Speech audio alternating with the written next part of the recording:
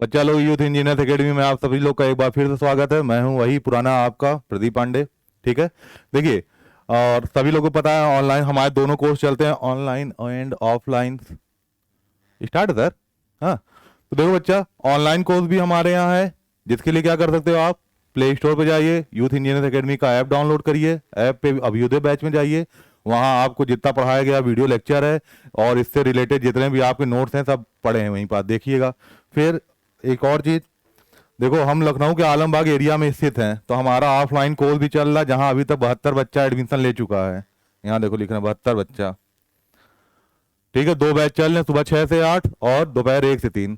तो वो छात्र जो अगर इसी में पास एरिया में रह रहे हैं लखनऊ के, वो चाहे तो ऑफलाइन आ जाइए। जो छात्र दूर रह रहे हैं उनके लिए ऑनलाइन तो सदैव सर्वदा रहेगा। चलो भैया, अब आगे बात करते हैं। अब बात सुनिएगा, अभी तक क्या बात हो चुकी है। हमने देखा अभी थोड़ी देर पहले के लेक्चर में, हमने देखा कि हम टाइप्स ऑफ एसी सर्किट पढ़े। टाइप्स ऑफ एसी सर्किट का मतलब एसी परिपथ कितने प्रकार के होते हैं, कितने प्रकार पढ़ा, शुद्ध प्रतिरोधी यानी pure resistive, pure inductive, pure capacitive, 3 तो ये प्योर हो गया, बाकी आरएल और आरसी। अब देखो बेटा, इसमें सवाल क्या पूछे जाते हैं, ध्यान देना। प्योर रेजिस्टिव में क्या होता है, सप्लाई वोल्टेज परिपथ धारा के सेम फेज में होते हैं, यानी कि वोल्टेज करंट सेम फेज में होंगे प्योर रेजिस्टिव में। प्योर इंडक्टिव में वोल्टेज लीड करेगा, करंट लैग करेगी 90 डिग्री। प्योर कैपेसिटिव में उल्टा हो जाएगा, वोल्टेज लैग करेगी, करंट लीड करेगी 90 डिग्री। आरएल में क्या होता है, वोल्टेज लीड करता है करंट से फाई एंगल, रेंज बताया था। आरसी में करंट लीड करेगी, वोल्टेज लैग करेगा, फाई एंगल, वो भी बताया था आपको। अब आपका लास्ट जो छठवां है आपका, ठीक है ना सर, परिपथ, वो क्या है, AC series circuit, sorry RLC series circuit. अब बेटा ध्यान से समझो सभी लोग, इसमें आपको फेजर डायग्राम से डेरिवेशन से ही सारी चीजें आती हैं, पर परीक्षा में आपको डेरिवेशन की कोई जरूरत नहीं है। आप फाइनल बस रिजल्ट देखो कि क्या आ रहा है। देखो बेटा, ये एक सीरीज आरएलसी सर्किट है, इसमें एक क्या लिखा है, हाँ देखो, ये हुआ हमारा इंडक्टर एल, रजिस्टर आर।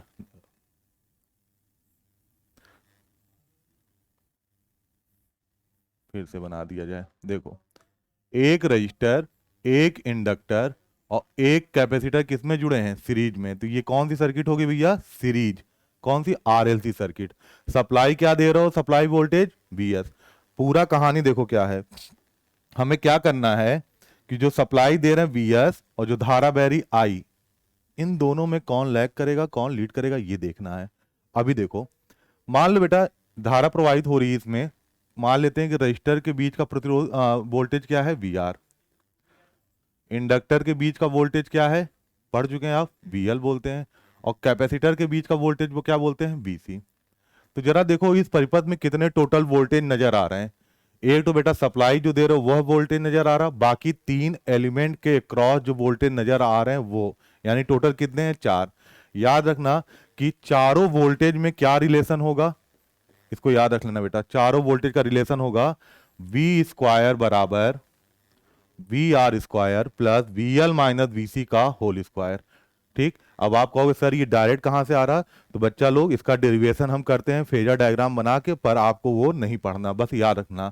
अब अगर कोई कहे कि इम्पिडेंस क्या होगा, तो जेड स्क्वायर बराबर होगा बेटा R square plus XL minus XC का होल स्क्वायर। और याद रखना बेटा इसी को हम क्या बोलते हैं, जेड बराबर under root R square plus XL minus XC का होल स्क्वायर। तो किसी भी सीरीज आरएलसी सर्किट में इंपिडेंस कोई पूछे तो क्या बताओगे, जेड बराबर under root R square plus XL minus XC का होल स्क्वायर। समझ में आई बात। अब देखो मोटे तौर पे देखो जेड है क्या, जरा देखो, इस हिस्से में, इस रीजन में, इतने रीजन में अगर करंट का कोई दुश्मन है तो कौन है, प्रतिरोध आर। इतने हिस्से में करंट का कोई दुश्मन है तो कौन है, एक्सएल। इतने हिस्से में कोई करंट का दुश्मन है तो कौन है, एक्सी। ये बात समझे, आर एक्सएल एक्सी कौन है, करंट का दुश्मन है, ये करंट फ्लो का अपोज करते हैं। लेकिन कोई कहे कि इस पूरे रीजन में बताओ, पूरे रीजन में कि कौन करंट का दुश्मन है, तो इस पूरे रीजन में बेटा करंट का दुश्मन कौन है, जिसे आप क्या बोलते हो, इंपिडेंस जेड। समझ में आई बात। चलो आगे बढ़ते हैं, ये 2 बातें याद रखना सभी लोग। अब इसमें देखो बेटा 3 केस बनते हैं, 3 केस ध्यान रखना। पहला केस, जब बी एल ज्यादा हो बीसी से, या इसी को कह सकते हैं एक्स एल ज्यादा हो एक्सी से। ठीक है, बस याद रखिएगा क्या होता है। पहले केस में अगर ऐसा होगा तो सप्लाई वोल्टेज वी एस परिपथ धारा यानी कि सर्किट करंट आई से फाई एंगल लीड करेगा। याद रहेगी बात।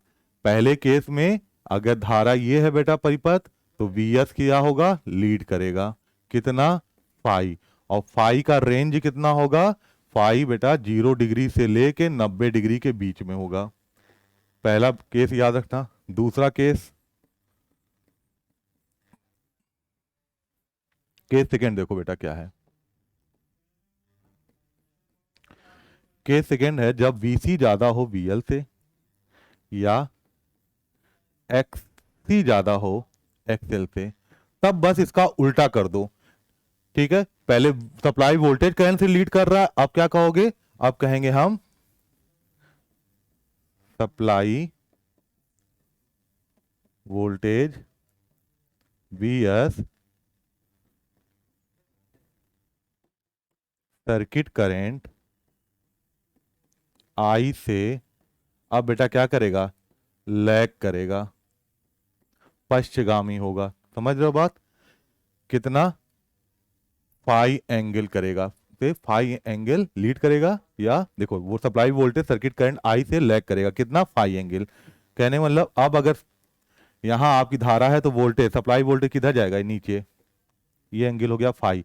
और इसमें भी फाई की रेंज कोई पूछे तो बता देना, फाई जो होगा 0 डिग्री से ज्यादा होगा और 90 से कम होगा।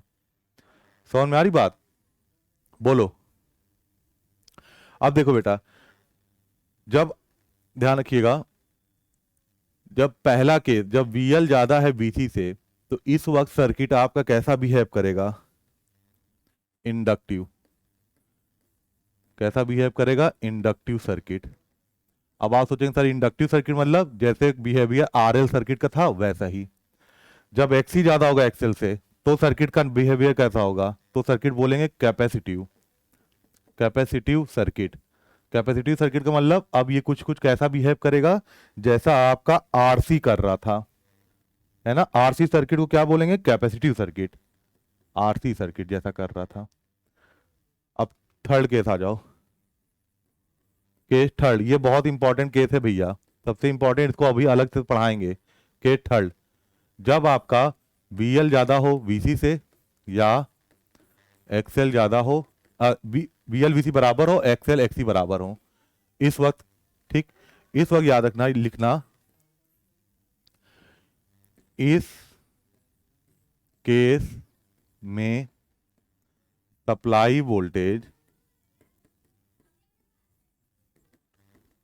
वीएस परिपथ धारा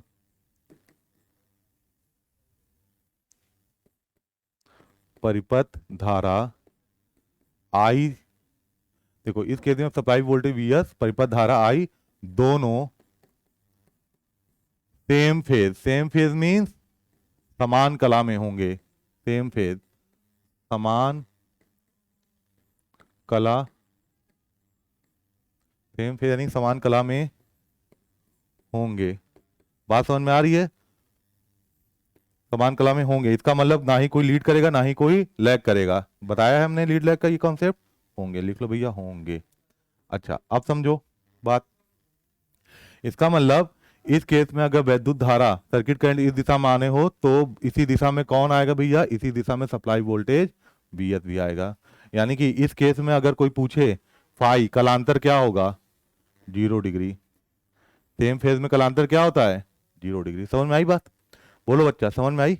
चलो, इसको बेटा इस वक्त जो सर्किट का नेचर होता है वो होता है प्योर रजिस्टिव की तरह। यानी कैसा बिहेव करेगा, जैसे प्योर रजिस्टिव सर्किट बिहेव कर रहा था। याद रखना बेटा, यह केस जो है सबसे इंपॉर्टेंट है और ये और कोई केस नहीं है।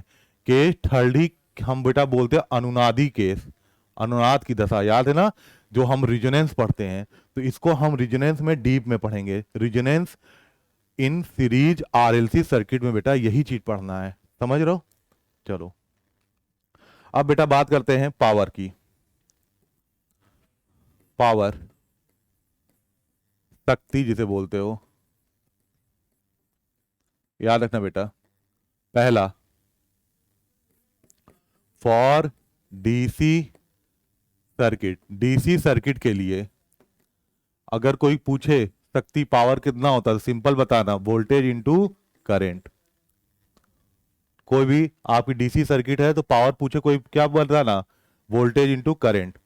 फिर अब बेटा बात करते हैं फॉर एसी सर्किट में, कोई जो नॉर्मल आपसे पावर पूछे पी कितना होगा, तो एसी सर्किट में बेटा पावर था वी आई कॉस फाई, याद रहेगा।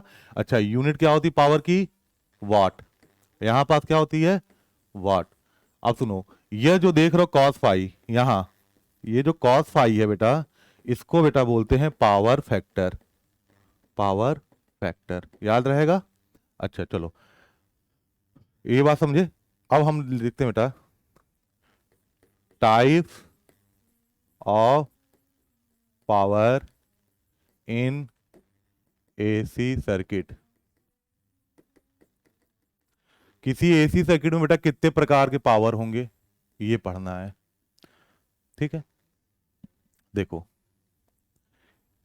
मान लो ये कोई लोड है बेटा, ये एक एसी लोड है, ठीक है। इसको सप्लाई क्या दी गई, एसी वोल्टेज, धारा क्या बह रही है, एसी करंट, और ये आपका एसी लोड है, एसी या कह लो एसी सर्किट है।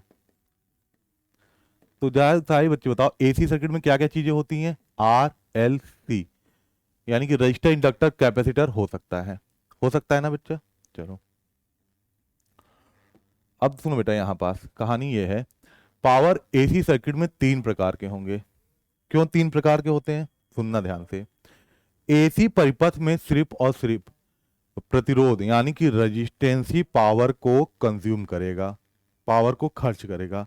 बाकी इंडक्टर और कैपेसिटर क्या करते हैं, पावर खर्च नहीं करते हैं, ये स्टोर भी करते हैं और कुछ समय बाद वापस कर देते हैं, फिर स्टोर करेंगे फिर वापस करेंगे। यानी कि ये पावर खर्च ना करके स्टोर करते हैं, पहले लेंगे लोड से, सोर्स से लोड पावर आएगी, फिर ये वापस कर देंगे, ठीक है। तो ध्यान रखना बेटा, पहला बात होती है अपेरेंट पावर,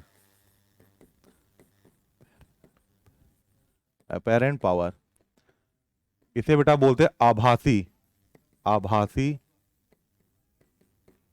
शक्ति। कोई पूछे भैया कि आभासी शक्ति या अपेरेंट पावर कितना होता है, तो इससे याद रखना बेटा, इसे प्रदर्शित करते हैं कैपिटल एस से, ठीक। ये होता है वी आर एम एस गुणे I R M S, voltage और करंट की आर एम एस वैल्यू को गुणा कर दो, आपको क्या पता चल जाएगा, अपेरेंट पावर। कोई पूछे भैया इसका यूनिट क्या होता है, अपेरेंट पावर की यूनिट यानी कि मात्रक क्या होता है, तो ध्यान रखना बेटा, इसका मात्रक देखो, वोल्टेज और करंट को गुणा करो ना, यानी कि वोल्ट, वोल्टेज का मात्रक वोल्ट और करंट का एम्पियर, यानी कि इसका मात्रक को क्या लिख सकते हैं हम, वोल्ट एम्पियर, वी ए, इसका मात्रक वी ए होगा। अच्छा, लार्ज यूनिट मतलब बड़ा मात्रक क्या होगा, लार्ज यूनिट क्या लिख सकते हैं बेटा, लार्ज यूनिट जैसे केवीए भी इसका मात्रक होगा, एमवीए इसका मात्रक होंगे, तो बड़े यूनिट, ठीक है। यानी कि volt ampere, kilo volt ampere, mega volt ampere, सब कौन से पावर को बताते हैं, आभासी या अपेरेंट पावर। ध्यान रखना बेटा, अपेरेंट पावर वो पावर होती है जो हमें लगता है कि हम एसी सर्किट को इतनी पावर दे रहे हैं, ये होता आभास होना, इतना दे रहे हैं, पर एक्चुअल में इतना पावर दिया तो, पर इस पावर का कुछ हिस्सा प्रतिरोध खर्च कर देगा, बाकी हिस्सा इंडक्टर कैपेसिटर हमें क्या करेंगे, स्टोर कर लेंगे और फिर हमें वापस कर देंगे। यानी कि अब बचे दो और पावर, एक वो पावर जो रजिस्टर खर्च कर लेगा, क्यों, एक वो पावर जो रजिस्टर खर्च कर लेगा। यानी कि अब बेटा देखो, पहला कौन सा पढ़े, अपेरेंट पावर, पहला जाना अपेरेंट पावर। दूसरा अब बेटा होता है एक्टिव, या बेटा इसको बोलते हैं ट्रू या बेटा ट्रू पावर, एक्टिव या ट्रू पावर, इसे कैपिटल पी से रिप्रेजेंट करते हैं, या बेटा इसे बोलते हैं वास्तविक, वास्तविक शक्ति, वास्तविक शक्ति। ये कौन सी पावर होती है ना? यह वो पावर होती है बेटा जो एसी सर्किट क्या करती है, खर्च करती है, कंज्यूम कर लेती है। और एसी सर्किट में कौन सा एलिमेंट ये काम करता है, प्रतिरोध। यानी कि एसी सर्किट में प्रतिरोध द्वारा खर्च किया गया पावर ही क्या कहलाता है, एक्टिव पावर। एक्टिव पावर को बेटा रिप्रेजेंट करते हैं कैपिटल पी से। ये होता है वोल्टेज की आरएमएस वैल्यू गुणे धारा की आरएमएस वैल्यू गुणे एक और बेटा टर्म्स होता है कॉस फाई, याद रखना कॉस फाई। तो P बराबर V I cos phi, generally हम क्या लिखते हैं, P बराबर वी आई कॉस फाई। अच्छा मात्रक क्या होगा, किसका किसका मात्रक भैया, एक्टिव पावर या वास्तविक पावर का मात्रक कितना हो, क्या होता है, तो इसका बेटा मात्रक होता है वॉट, जिसे हम क्या किससे बनाते हैं, W से। बड़ा मात्रक लार्ज यूनिट की बात करें तो लार्ज यूनिट होगा बेटा इसका किलोवाट, मेगावाट, ये सब क्या है इसके लार्ज यूनिट है। ठीक है। अच्छा इसमें बेटा एक चीज ध्यान रखना, यहां एक चीज आ रहा है, देखो ये देखो जरा, पावर के तीन घटक हैं, वोल्टेज, करंट और कॉस फाई। यानी कि कॉस फाई को पावर के कितने फैक्टर हुए, पहला, दूसरा, तीसरा। इसको तो नाम जानते हैं बेटा, वोल्टेज कहलाता है, ये फैक्टर क्या कहलाता है, करंट, ये क्या कहलाता है, इसी को बेटा नाम देते हैं power factor, PF, power factor. अभी बताते हैं, ठीक है। ये तो बेटा वास्तविक शक्ति हुई। अब तीसरी बची, थर्ड, तीसरी, कलर चेंज किया जाए क्या, चलो, तीसरी बेटा अब होती हमारी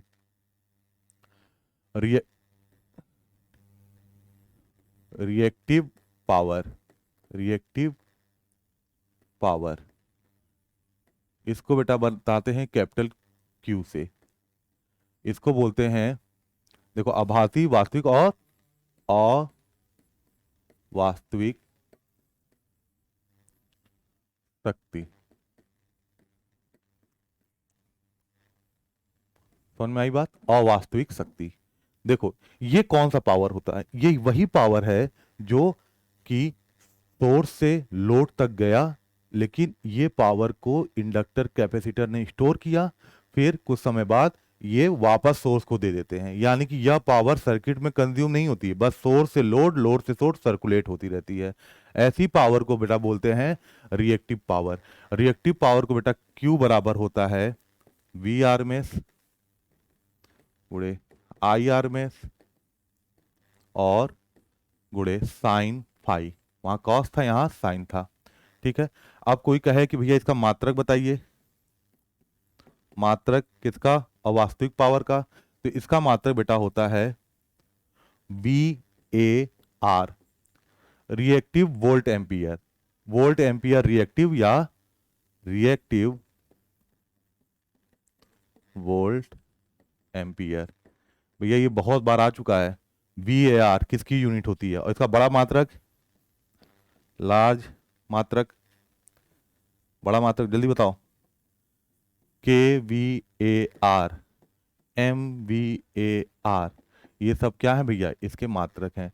तो ध्यान रखना बेटा, आपसे सबसे बड़ी चीज ये पूछा जाता है, पावर कितने प्रकार के होते हैं, फिर इन पावरों को क्या, जैसे आपसे कोई पूछे कि ये आभासी पावर क्या होता है, तो आप सिंपल बताना वोल्टेज इंटू करंट। ठीक। यूनिट क्या होती है, यूनिट क्या होती है, देखो पीछे देखो, आभासी शक्ति अपैरेंट पावर की यूनिट क्या होगी, VA या KVA या MVA। जैसे ट्रांसफार्मर की और जनरेटर की रेटिंग, अल्टरनेटर की रेटिंग किसमें करते हैं, KVA में ना। वास्तविक शक्ति ट्रू पावर, वो पावर बेटा जो परिपथ में खर्च होता है, ठीक, जो प्रतिरोध करता है, यूनिट क्या होगी, वाट, या लार्ज यूनिट किलोवाट, मेगावाट। क्या होता है, VI cos फाई। और ध्यान रखना, जो रिएक्टिव पावर होता है बेटा, वो पावर खर्च नहीं होता, बल्कि पहले लोड, सोर्स से लोड जाएगा, फिर लोड से सोर्स वापस आ जाता है, ऐसे घूमता रहता है परिपथ में। ये कहलाता है VI sin फाई। और इसका मात्रक क्या होता है, रिएक्टिव वोल्ट एम्पियर या VAR, लार्ज मात्रक KVAR और MVAR। ठीक है। अब देखो बेटा, अब एक होता पावर ट्रायंगल, इधर देखो, शक्ति त्रिभुज, शक्ति त्रिभुज, जिसे बेटा बोलते हैं पावर ट्रायंगल। देखो बेटा ध्यान देना, मैं एक बार सभी पावर को लिख दूं। एस बराबर है बी आई, पी बराबर होता है B I cos phi, Q बराबर होता है बेटा बी आई साइन फाई। तो हम इन तीनों चीजों से एक त्रिभुज का निर्माण कर सकते हैं, जिसमें आधार आपका होगा P, लंब आपका होगा Q, और यह जो कर्ण है यह आपका होगा बेटा S, और यह कोण होगा फाई। ठीक है, यह त्रिभुज देख रहे हो। अगर बेटा आप पढ़े होंगे कि इसका इधर साइड क्या कंपोनेंट होगा, तो P बराबर क्या हो जाएगा, S कॉस फाई। जिधर फाई होता वहां कॉस हो जाता, जिधर फाई नहीं होगा उधर साइन हो जाएगा, एस साइन फाई। ठीक, अब आगे बेटा कोई पूछे रिलेशन बताओ, रिलेशन संबंध, यानी कि रिलेशन किसमें, between S P and Q में क्या संबंध होता है। देखो इस त्रिभुज को ध्यान से देखो, क्या कह सकते हैं, कर्ण का स्क्वायर यानी कि एस का स्क्वायर बराबर पी का स्क्वायर प्लस क्यू का स्क्वायर, पढ़े ना, कर्ण का स्क्वायर बराबर लंब का स्क्वायर प्लस आधार का स्क्वायर। तो ये हो गया बेटा आपका कौन, तीनों पावरों में संबंध। ठीक है, अब अगला बेटा टॉपिक है हमारा शक्ति गुणांक, शक्ति गुणांक,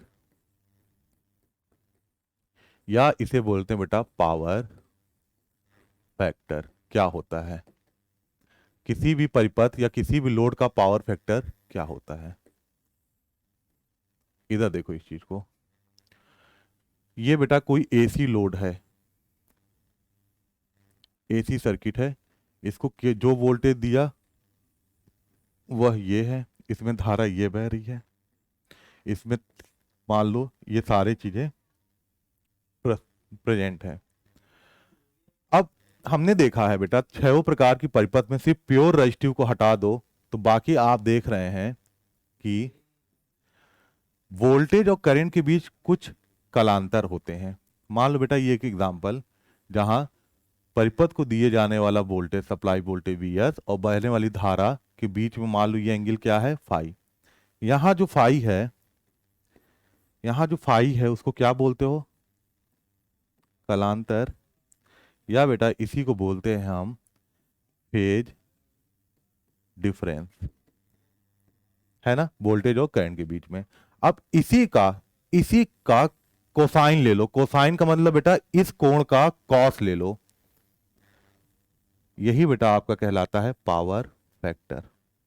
यानी पावर फैक्टर को कैसे परिभाषित कर सकते हैं बेटा, परिभाषित करने को तो आएगा नहीं, बस इतना सुन लो कि वोल्टेज और करंट के बीच में बनने वाला जो कोण जिसे फाई बोलते हैं, अगर उसका कोज्या लिया जाए, कोज्या कोसाइन यानी कि कॉस फाई, वही क्या होता है, उसी को हम शक्ति गुणांक या पावर फैक्टर बोलते हैं। ऐसा क्यों, क्योंकि एक्टिव पावर बेटा, जो मेन पावर आपका एक्टिव पावर है उसमें कॉस फाई आ रहा है, एक फैक्टर कॉस फाई का, इसलिए क्या बोलते हैं इसको, पावर फैक्टर। समझ में आई बात। अब एक और चीज, अगर इन जनरल कोई पावर की बात बोले, तो अगर कोई पावर की बात बोले तो आप एक्टिव पावर पी को ही समझना, जब तक वो नाम ना ले, जैसे मान लो कोई कहे अपेरेंट पावर या आभासी पावर, तब समझ जाना हाँ ये किसके बारे में बात कर रहा है, कैपिटल एस के बारे में। कोई कहे अवास्तविक पावर, तब आप समझ जाना अच्छा भैया ये बात किसके बारे में कर रहा है, किसके बारे में, रिएक्टिव पावर के बारे में, यानी क्यू के बारे में। लेकिन कोई जनरल ऐसे बोल रहा है कि बताओ अच्छा पावर क्या होगा, या ये पावर इतना हो रहा है, तो आप समझ जाना किस पावर की बात होती है। इन जनरल हम पावर किसकी बात करते हैं, वास्तविक पावर पी की। ये वो पावर है जो वाकई में सोर्स लोड को दे रहा है, जो वापस लोड को, सोर्स को नहीं मिल रहा, और लोड उसको क्या कर दे रहा, खर्च कर दे रहा किसी ना किसी रूप में। और वो कौन काम करता है, प्रतिरोध करता है, किस रूप में करता है, हीट लॉस में। चलो ये सब तो बातें हो गई, समझे। अब बेटा यहां पर देखो अब ये छह सर्किट को याद करने का तरीका, ठीक है, मैं एक बार पूरा विस्तार से लिख दे रहा हूं क्या क्या हुआ छह परिपथ में, ठीक है, समराइज कर लेता हूं। पहला देखते हैं बेटा, प्योर रजिस्टिव में, प्योर रजिस्टिव शुद्ध प्रतिरोधी परिपथ में क्या हुआ था? देखो, प्योर रजिस्टिव सर्किट में सिर्फ और सिर्फ क्या होता है? रजिस्टर था ना। अब अगर कोई कहे, हमने क्या देखा था इसमें बेटा कि प्योर रजिस्टिव सर्किट में दिया गया वोल्टेज, बहने वाली धारा सेम फेज में होते हैं। जब सेम फेज में होते हैं तो बेटा फाई क्या होता है? 0 डिग्री। अगर फाई 0 डिग्री होगा तो जरा बताओ पावर फैक्टर कितना होगा? शक्ति गुणांक, प्योर रजिस्टिव सर्किट का शक्ति गुणांक कितना होगा? कॉस 0 की वैल्यू कितनी होती है? 1। इसको बेटा बोलते हैं यूनिटी, यूनिटी पावर फैक्टर, इकाई शक्ति गुणांक। याद रखना, प्योर रजिस्टिव सर्किट में जिसमें वोल्टेज और करंट समान कला में होंगे, जिसमें कलांतर 0 होगा, ऐसी सर्किट में पावर फैक्टर यानी शक्ति गुणांक कितना होता है? 1, जिसे क्या बोलते हैं? Unity power factor. याद रहेगा। दूसरा बेटा पढ़े हो प्योर, कौन सा पढ़े हो? Pure inductive, pure inductive circuit में। अब जरा देखो बेटा, अच्छा चलो पावर फैक्टर भी आ जाए तो जरा पावर की बात कर लिया जाए, इसी में लगे हाथ। चलो चलो, प्योर रजिस्टिव सर्किट में कोई बोलेगा बेटा पावर बताओ, तो पावर जनरली हम क्या बताएंगे? B I cos phi. Cos phi क्या है भैया? 1। तो पावर प्योर रजिस्टिव सर्किट में क्या मिलेगा? V I cos phi. इतना पावर आपको क्या मिलेगा प्योर रजिस्टिव सर्किट में? V I. ठीक। अब सेकेंड, पहला, दूसरा, प्योर इंडक्टिव में देखो,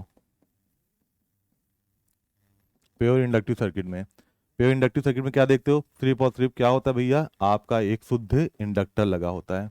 इसमें हमने क्या देखा था?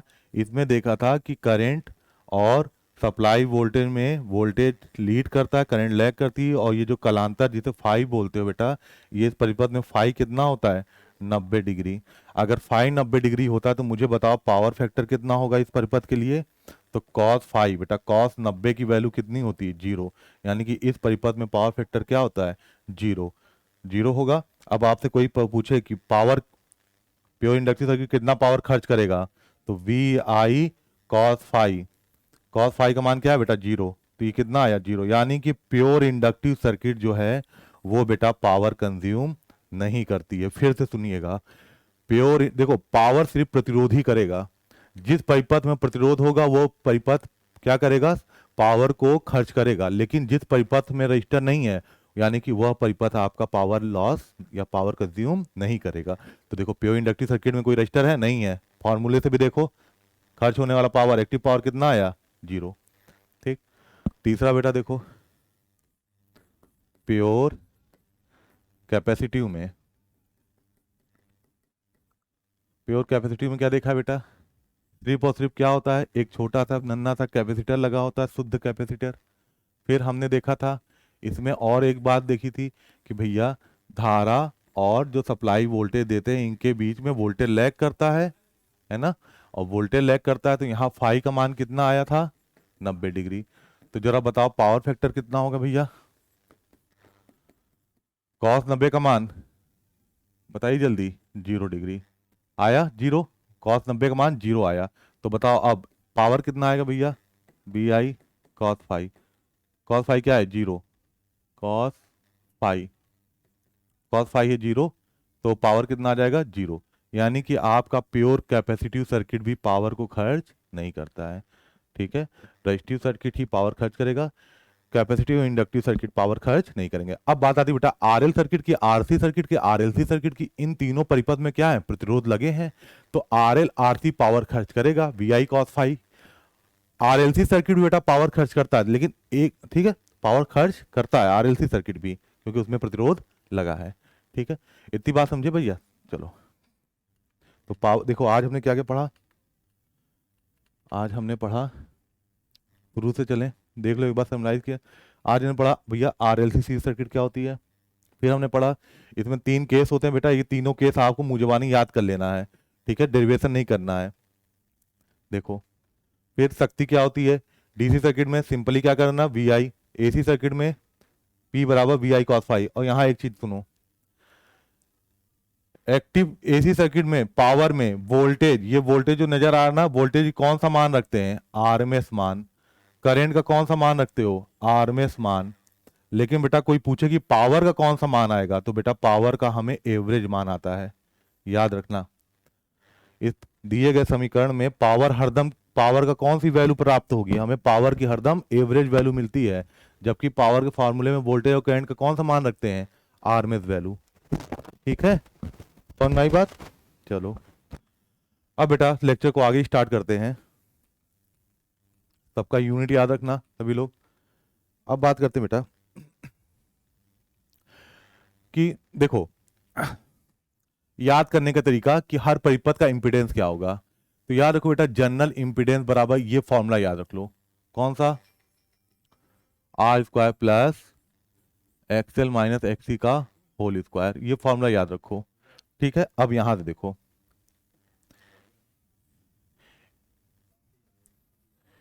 एसी परिपथ में बेटा ये फॉर्मूला जो है, ये कौन सा फॉर्मूला होता है, जनरल। अब एक एक करके करते हैं। मान लो प्योर, प्योर रजिस्टिव की बात करेंगे, फिर बात करेंगे बेटा प्योर इंडक्टिव, फिर बात करेंगे प्योर कैपेसिटिव, फिर बेटा बात करेंगे आरएल सीरीज सर्किट, फिर बात करेंगे आरसी सीरीज सर्किट, फिर बात करेंगे बेटा लास्ट में आरएलसी सीरीज सर्किट। ठीक है, अब देखो सभी में अब आपको इंपीडेंस निकालने को कोई कहे इन छहों सर्किट में, तो देखो बेटा प्योर रजिस्टिव सर्किट में जेड क्या होगा, तो जरा याद करो, प्योर रजिस्टिव सर्किट में सिर्फ क्या होता है, रजिस्टर होता ना, इंडक्टर कैपेसिटर नहीं होता ना। तो इंडक्टर एक्सएल का मान जीरो करो, कैपेसिटर में एक्सी का मान जीरो करो, एक्सएल एक्सी है ही नहीं, जीरो कर दो, तो जेड बराबर क्या पा जाओगे, आर। समझ में आई बात। प्योर इंडक्टिव सर्किट में बेटा क्या नहीं होता है, ध्यान दो, प्योर इंडक्टिव सर्किट मैं यहां लिख दे रहा हूं, प्योर रजिस्टिव सर्किट में क्या नहीं होता है, एलसी नहीं होता है, तो एक्सएल एक्सी जीरो कर दो, आ जाएगा। प्योर इंडक्टिव सर्किट में क्या नहीं होता है, आर और सी नहीं होता है, तो यहां से बेटा आर और एक्सी का मान जीरो करो, तो जेड बराबर क्या पा जाओगे, क्या पाओगे, एक्सएल। प्योर कैपेसिटिव सर्किट में क्या नहीं होता है, तो आर और एल नहीं होता है, तो आर और एल वाला जीरो करो, तो जेड बराबर क्या पा जाओगे, एक्सी। आरएल सीरीज सर्किट में क्या नहीं होता है, कैपेसिटर, तो सी वाला चीज जीरो करो, तो जेड बराबर क्या आ जाएगा, under root R square plus XL square. RC series circuit में क्या नहीं होता है, एल, तो एल वाला टर्म जीरो करो, तो जेड बराबर क्या पा जाओगे, आर स्क्वायर प्लस क्या पा जाओगे, एक्सी स्क्वायर। अब आरएलसी सीरीज सर्किट में तीनों होते हैं, तो बेटा जेड बराबर, इसीलिए इसमें क्या पाते हो, जेड बराबर under root R square plus XL minus XC का होल स्क्वायर। ठीक है, ये चार्ट देखो पहले बच्चे, दिख रहा है, समझ गया ना। तो क्या करना, क्यों बताया बेटा, इसमें आप ये इंपीडेंस का फॉर्मूला अगर आपको याद है, तो ये छहों में इंपीडेंस आप निकाल सकते हो। ठीक है, और इंपीडेंस का मात्रक क्या होता है, मैंने बताया था, वह चीज जो धारा प्रवाह का विरोध करे उसका मात्रक क्या होता है, ओम। जैसे रजिस्टर धारा प्रवाह का क्या करता है, विरोध करता है, तो रजिस्टर का भी मात्रक ओम। एक्सएल धारा प्रवाह का विरोध करता है, तो उसका भी मात्रक ओम। एक्सी भी धारा प्रवाह का विरोध करता है, उसका भी मात्रक ओम।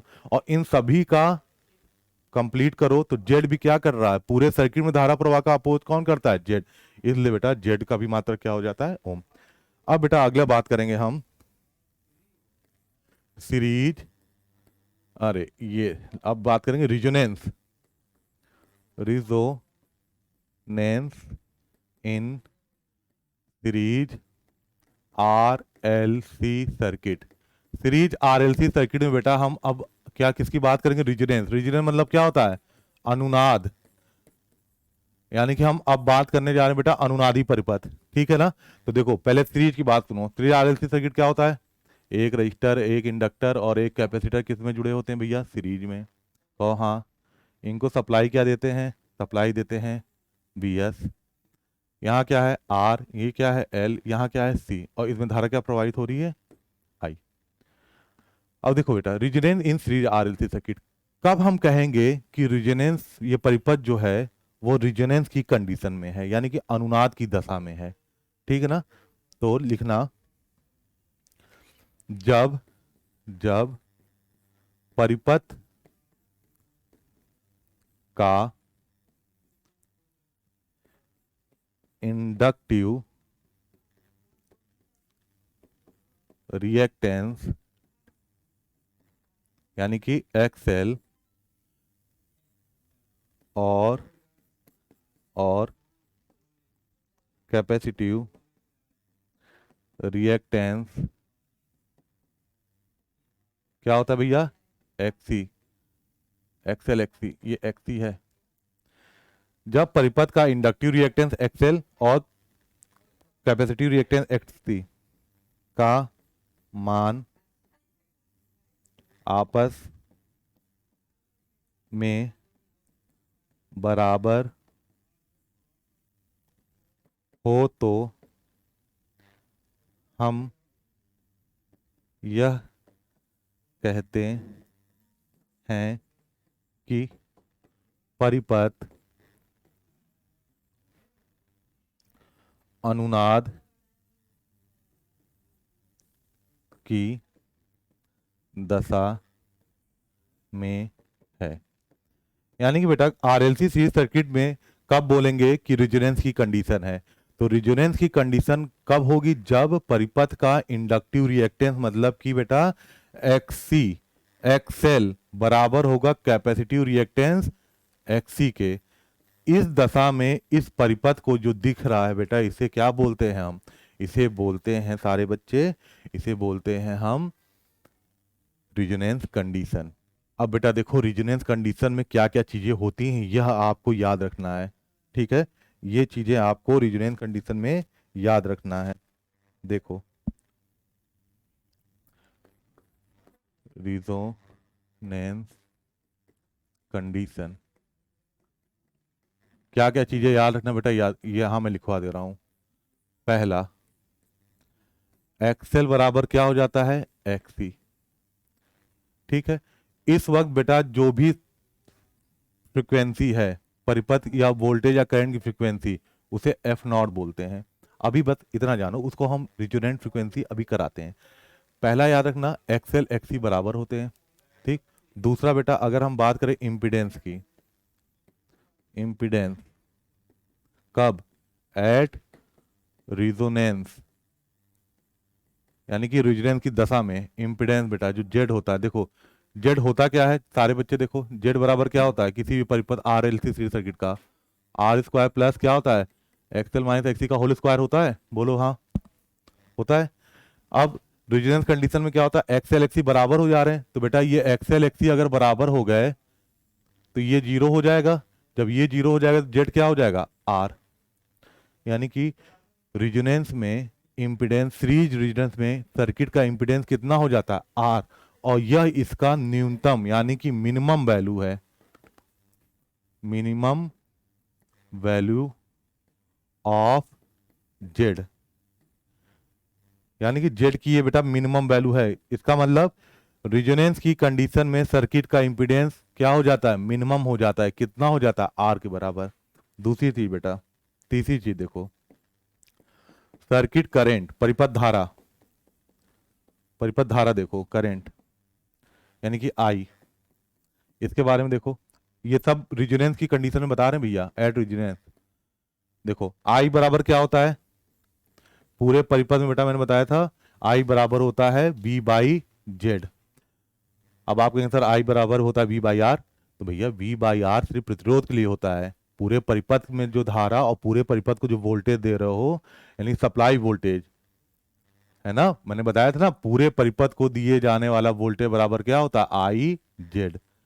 सिर्फ रजिस्टर के बीच का वोल्टेज आई आर, इंडक्टर के बीच का वोल्टेज आई एक्सएल, कैपेसिटर का बीच का वोल्टेज आई एक्सी, और पूरा परिपथ का बीच का वोल्टेज बी बराबर आई जेड। तो यहां से ये आ गया। अब देखो बेटा एट रेजोनेंस पे जेड क्या हो जा रहा है, मिनिमम, जेड मिनिमम कितना हो जा रहा है, आर। अच्छा जेड बेटा जब मिनिमम हो जा रहा है तो आई क्या हो जाएगा, मैक्सिमम। ये बात पता है ना, देखो अगर ए बराबर एक बटा बी लिखा है, अगर बी मिनिमम हो जाएगा तो ए क्या हो जाएगा, मैक्सिमम, याद रहेगी ये बात। तो देखो रेजोनेंस की दशा में करंट का दुश्मन कौन होता है? इम्पीडेंस। इम्पीडेंस क्या हो जा रहा है? मिनिमम। तो करंट का दुश्मन मिनिमम हो जाएगा तो करंट क्या हो जाएगी? मैक्सिमम। कितनी हो जाएगी? V बार आर। तो ये है बेटा मैक्सिमम वैल्यू ऑफ करंट। ये धारा की मैक्सिमम वैल्यू है। समझ में आई बात? बोलो बच्चा। चौथी बात बेटा देखो, पावर फैक्टर। पावर फैक्टर जिसे क्या बोलते हो? Cos phi. देखो बेटा पावर फैक्टर का एक ये भी फॉर्मूला होता है, कॉस फाई बराबर आर बाई जेड। अब आप कहोगे सर ये कहां से आया, ये कहां से आया कॉस फाई बराबर आर बाई जेड? अरे बेटा कल याद करो, मैंने बताया था impedance triangle RL series, RL circuit का देख लो। यहाँ आर होता है, यहाँ एक्सएल होता है, और ये क्या होता है? जेड होता है, और ये एंगल क्या होता है? फाई। तो जेड का क्षैतिज घटक आर इधर क्या हो जाएगा? Z cos phi. और यहीं से बेटा आता है आर बराबर कॉस फाई बराबर आर बटा जेड। याद रहेगा? या याद रख लो बेटा, आर बराबर जेड कॉस फाई हर परिपथ में होता है, आर बराबर जेड कॉस फाई। तो कॉस फाई बराबर आर बाई जेड। अब सुनो बेटा, जेड मिनिमम हो जा रहा, कितना हो जा रहा जेड मिनिमम होके? आर के बराबर। तो कॉस फाई क्या हो गया? 1। और यही बेटा कॉस फाई की कौन सी वैल्यू होती है? Maximum value. यानी कि ये होता है बेटा maximum value of power factor. Cos phi क्या बोलते हो? क्या चीज सीखा बेटा? 4 चीजें नजर आ रही। रेजोनेंस की कंडीशन में क्या होगा? देखो रेजोनेंस कंडीशन में क्या हो रहा है? एक्सएल एक्सी बराबर हो जा रहे हैं। फिर इंपिडेंस क्या हो जा रहा है भैया? मिनिमम हो जा रहा है, कितना? आर के बराबर। इंपिडेंस मिनिमम हो जाए तो करंट क्या हो जा रही? मैक्सिमम, कितना? V बाई आर के बराबर। और पावर फैक्टर बेटा भी क्या हो जा रहा है? मैक्सिमम, कितना? कितना हो जा रहा है? 1 यूनिटी। ठीक है, ये 4 बातें आप सारे बच्चे ठीक थोड़ा सा याद रखिएगा। अब आगे के वीडियो में हम देखेंगे रेजोनेंस की कुछ और बातें और कुछ न्यूमेरिकल के साथ एसी परिपथ के, ठीक है ना। फिर हम बात करेंगे 3 फेज सिस्टम और फिर ये एसी फंडामेंटल खत्म करते हैं, ठीक है। बहुत बहुत धन्यवाद।